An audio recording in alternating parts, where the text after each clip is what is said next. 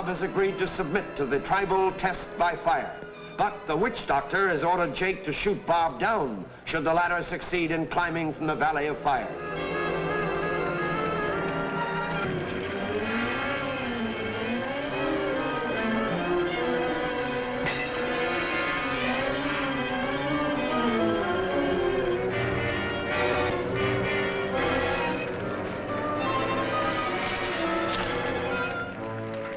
That was a fool play of Jake's. Not if you got rid of Bob Moore. He got rid of himself. That makes one less to cut in on the treasure we're going to get.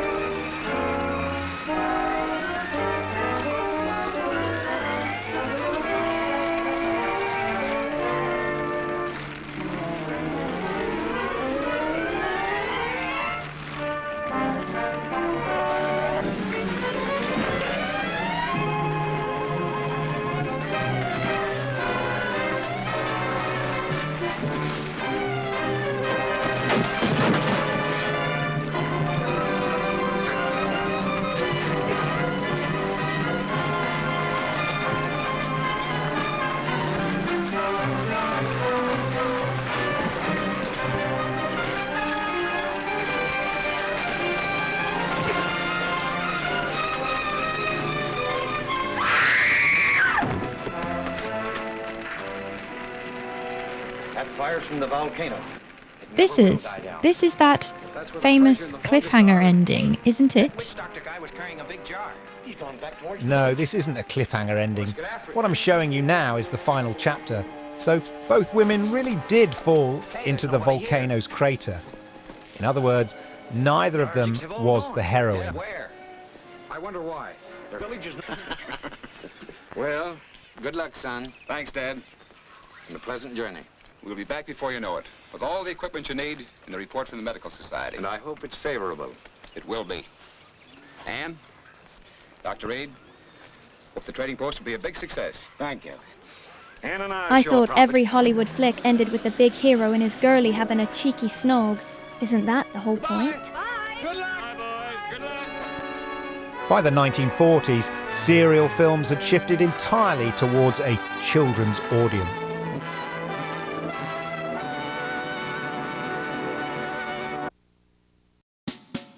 The standout in this film is Carol Hughes, who plays the female priest. She is best known for her role as Dale Arden in the 1940 film Flash Gordon Conquers the Universe. Whether it's this film or Flash Gordon, the costumes are simply stunning.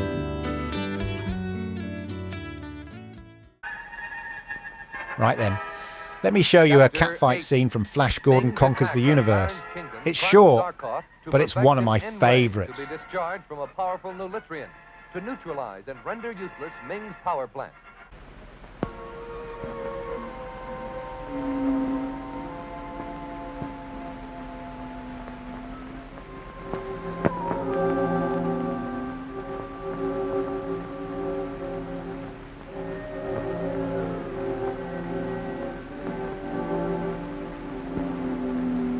Dale Arden calling emergency. Calling emergency means palace. Dale Arden calling emergency. Dale, listen carefully. This is calm. Let me call you back. Ming is on his way to the laboratory. We must not risk being discovered.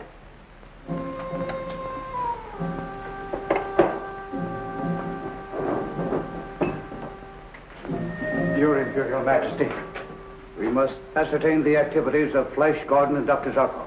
I have been trying to do so, sire. And be prepared in case Torch failed to stop them. Yes? I'll take that instrument if you please. Give it to me. What instrument? Shortwave radio, you were trying to call your friend emergency upon. Why, you...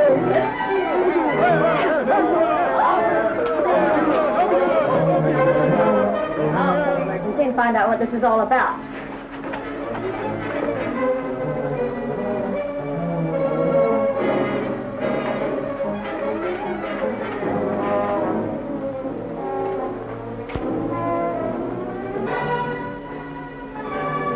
Dale Arden calling emergency at Ming's Palace. Dale Arden calling emergency. Flash Gordon and Professor Zorko want to thank you for your valuable assistance in fighting Ming. But we're in serious trouble and need help. This is urgent. We need help. Answer, please. Help. Let me take this opportunity to touch upon the history of serial films. In terms of the world's first series of films, one might cite What Happened to Mary, produced by the Edison Company in 1912. However, this was a self-contained film. One could therefore argue that it was a series of short films. It can be said that the 1914 films, The Peril of Pauline and The Exploits of Elaine, laid the groundwork for the serial films that would later come to be known as cliffhangers.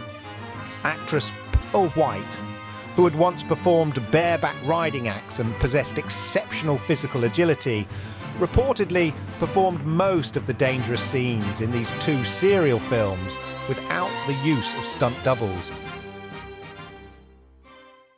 The 1910s, the dawn of the serial film era, later known as the cliffhanger era, saw the production of numerous films typified by Pearl White, in which young heroines found themselves facing various crises.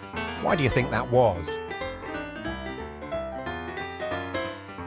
I believe this was influenced by the social changes of the time. In the first decade of the 20th century, as women became increasingly active in society, the forms of entertainment available to them also began to change.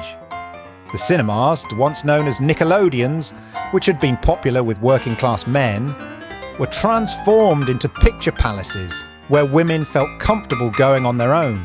And what they enjoyed were serial films featuring female protagonists.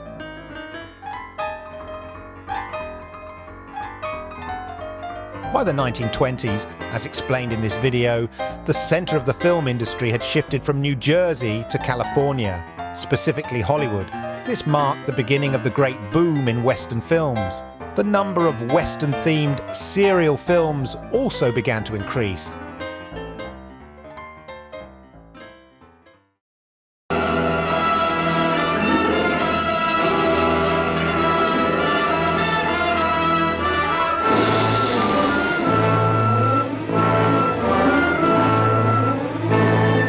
You do realise this movie's got sod all to do with Marvel, yeah?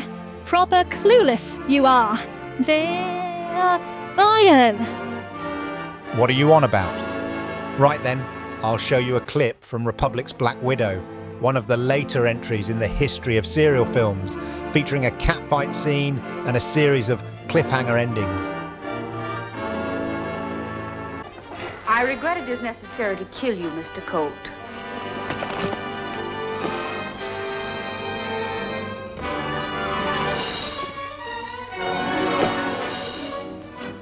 Now, Mr. Colt, you can face the wall.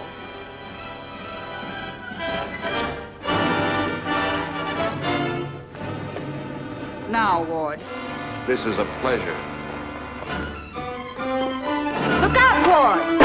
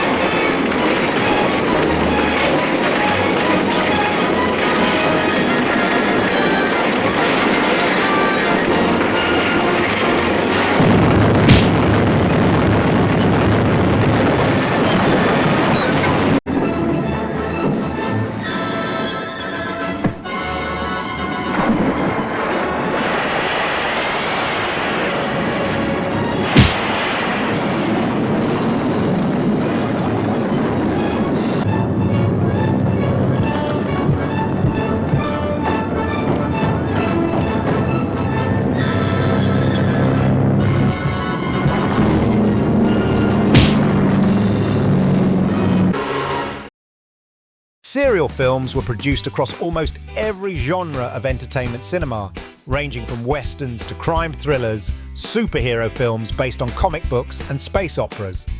And almost all of them featured a cliffhanger ending.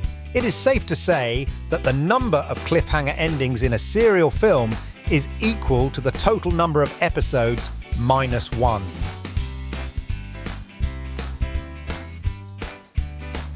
Since many of these series have featured prominent female characters right from the start, it's only natural that there are plenty of catfight scenes.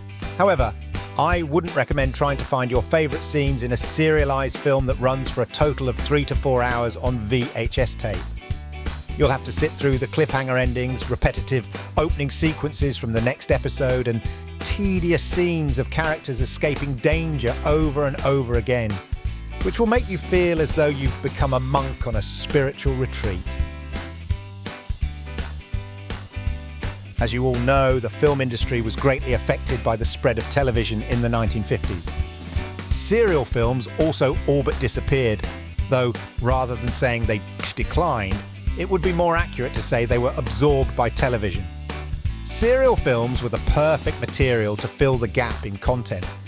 Just like in cinemas, they were broadcast weekly in installments or edited down to around 100 minutes and shown repeatedly.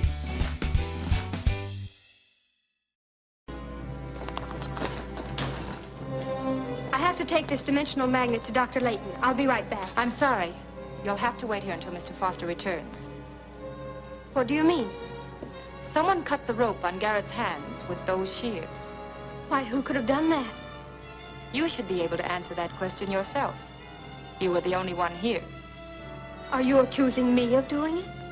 We'll find out who did it when Craig returns and checks the fingerprints on those shears. I have no intention of waiting for Craig.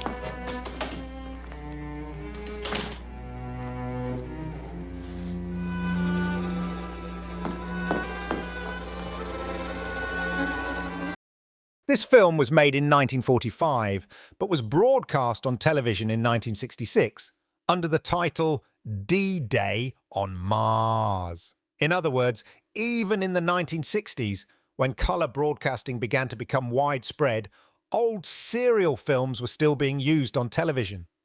It was quite common for the commercials to be in colour, whilst the main feature was in black and white. In modern television dramas, which carry on the tradition of serialized films, it is common practice to use a plot device known as a cliffhanger in the season finale to keep viewers hooked until the next season. However, should the series be cancelled before the next season airs, a tragedy on a par with Greek mythology would unfold, leaving the characters hanging in limbo on the edge of a cliff forever.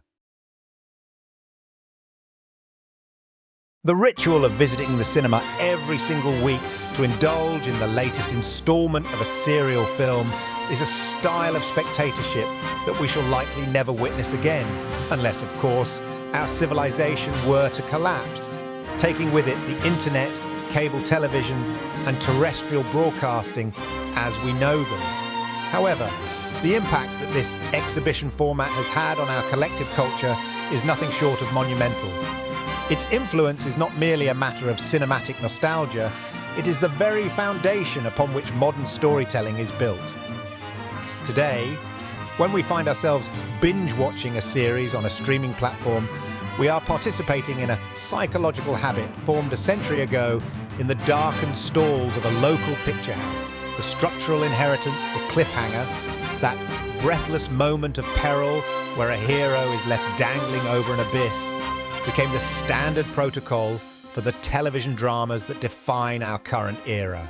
The birth of the franchise, the DNA of these weekly adventures flows directly into the veins of modern blockbusters. Visionaries like George Lucas and Steven Spielberg crafted Star Wars and Indiana Jones as direct love letters to the Saturday morning serials of their youth. The sheer fervour of sitting in a cinema, holding one's breath while contemplating the protagonist's fate, belongs to an era where cinema was more than just a pastime. It was the very pulse of daily life. The heroes who once clung to the edge of a precipice on the silver screen have now found a new home within the screens of our smartphones. Yet, that fundamental human desire to be swept away by a tale of peril and triumph remains as steadfast today as it was 100 years ago. Perhaps, in a sense, we are all still in the middle of watching the longest-running serial in human history, waiting to see what happens in the next chapter. Thank you for watching, and I look forward to seeing you in our next exploration. Good day.